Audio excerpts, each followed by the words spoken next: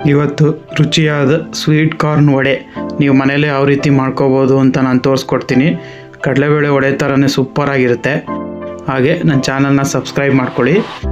ಈಗ ಒಂದು ಮಿಕ್ಸಿ ಜಾರ್ಗೆ ಸ್ವೀಟ್ ಕಾರ್ನು ನೀರಂಶ ಇರಬಾರ್ದು, ಫುಲ್ಲು ಡ್ರೈ ಮಾಡಿ ಹಾಕ್ಕೊಳ್ಳಿ. ನೀರಂಶ ಇದ್ದರೆ ಚೆನ್ನಾಗಿ ಬರೋಲ್ಲ. ಈಗ ಇದನ್ನು ಮುಚ್ಕೊಂಡು ಸ್ವಲ್ಪ ತರ್ತರಿಯಾಗಿ ರುಬ್ಬಬೇಕು. ಕಡಲೆಬೇಳೆ ವಡೆಗೆ ರುಬ್ತಿರಲ್ಲ ಆ ಥರ ನೋಡಿ, ಈ ಥರ ರುಬ್ಬಬೇಕು. ತುಂಬ ನೈಸಾಗಿ ರುಬ್ಬೇಡಿ, ಚೆನ್ನಾಗಿರೋಲ್ಲ. ಈಗ ಒಂದು ಬಾಣಲಿಗೆ ರುಬ್ಬಿರೋ ಅಂಥ ಸ್ವೀಟ್ ಕಾರ್ನ್, ಆಮೇಲೆ ಸ್ವಲ್ಪ ಕಡಲೆ ಹಿಟ್ಟು, ಯಾಕಂದರೆ ಇದು ಕರೆಕ್ಟಾಗಿ ಉಂಡೆ ಬರಬೇಕಲ್ಲ, ಅದಕ್ಕೋಸ್ಕರ ಒಂದೂವರೆ ಚಮಚ ಕಡಲೆ ಹಿಟ್ಟು ಹಾಕ್ಕೊಳ್ಳಿ. ಆಮೇಲೆ ಅಕ್ಕಿ ಹಿಟ್ಟು, ಆಮೇಲೆ ಸಣ್ಣಗೆ ಹಚ್ಚಿರೋ ಈರುಳ್ಳಿ, ಆಮೇಲೆ ಸಣ್ಣಗೆ ಹಚ್ಚಿರೋ ಹಸಿಮೆಣಸಿನ್ಕಾಯಿ, ಆಮೇಲೆ ಕೊತ್ತಂಬರಿ ಸೊಪ್ಪು,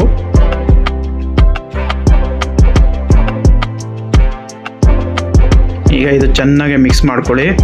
ಸೇಮ್ ಕಡಲೆಬೇಳೆ ವಡೆಗೆ ಮಾಡ್ಕೊತೀರಲ್ಲ ಅದೇ ಥರನೇ ಮಿಕ್ಸ್ ಮಾಡ್ಕೋಬೇಕು.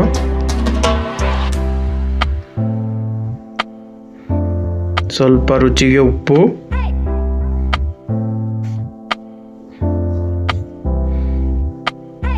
ಈಗ ಮತ್ತೆ ಮಿಕ್ಸ್ ಮಾಡ್ಕೊಳ್ಳಿ ನೀಟಾಗೆ.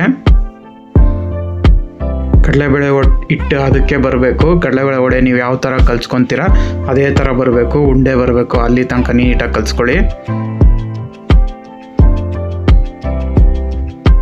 ನೋಡಿ ಈಗ ರೆಡಿಯಾಗಿದೆ. ಸ್ವಲ್ಪ ಎಣ್ಣೆ, ಇದು ಗರಿ ಬರೋಕ್ಕೋಸ್ಕರ ಸಾಟಿಗೆ ಸ್ವಲ್ಪ ಎಣ್ಣೆ ಹಾಕಿ ಒಂದೂವರೆ ಚಮಚ ಎಣ್ಣೆ ಹಾಕ್ಕೊಳ್ಳಿ ಸಾಕು.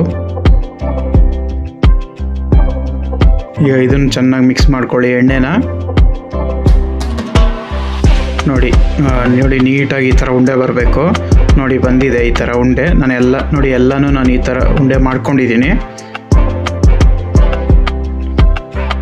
ನೋಡಿ ಈ ಥರನೇ ತಡ್ಕೋಬೇಕು, ತುಂಬ ತೆಳ್ಳಗೆ ತಡ್ಕೋಬೇಡಿ. ನೋಡಿ ಇಷ್ಟು ದಪ್ಪ ಇರಬೇಕು, ಆವಾಗಲೇ ಚೆನ್ನಾಗಿ ಬರುತ್ತೆ. ಈಗ ಎಣ್ಣೆ ಕಾದಿದೆ. ಈಗ ಒಂದೊಂದೇ ತಡ್ಕೊಂಡಿರೋ ವಡೆನ ಅದಕ್ಕೆ ಬಿಟ್ಕೊಳ್ಳಿ ಎಣ್ಣೆಗೆ. ಮೀಡಿಯಮ್ ಫ್ಲೇಮಲ್ಲೇ ಇರಲಿ, ಉರಿ ಜೋರಾಗಿ ಕೊಡಬೇಡಿ, ಎಣ್ಣೆದು ಸೀದೋಗ್ಬಿಡುತ್ತೆ. ಅದಕ್ಕೋಸ್ಕರ ಮೀಡಿಯಮ್ ಫ್ಲೇಮಲ್ಲೇ ಕರೀರಿ.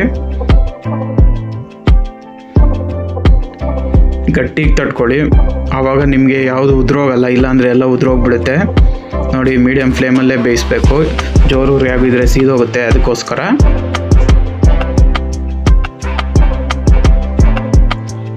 ಈಗ ಇದು ನಾನು ಸ್ವಲ್ಪ ಫ್ರೈ ಆಗಬೇಕು.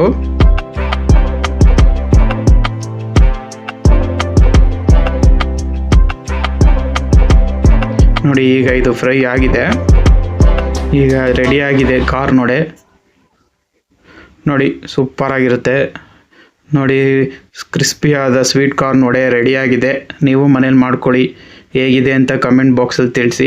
ಹಾಗೆ ಹೊಸದಾಗಿ ನೋಡ್ತಿರೋರು ನನ್ನ ಚಾನಲ್ನ ಸಬ್ಸ್ಕ್ರೈಬ್ ಮಾಡ್ಕೊಳ್ಳಿ.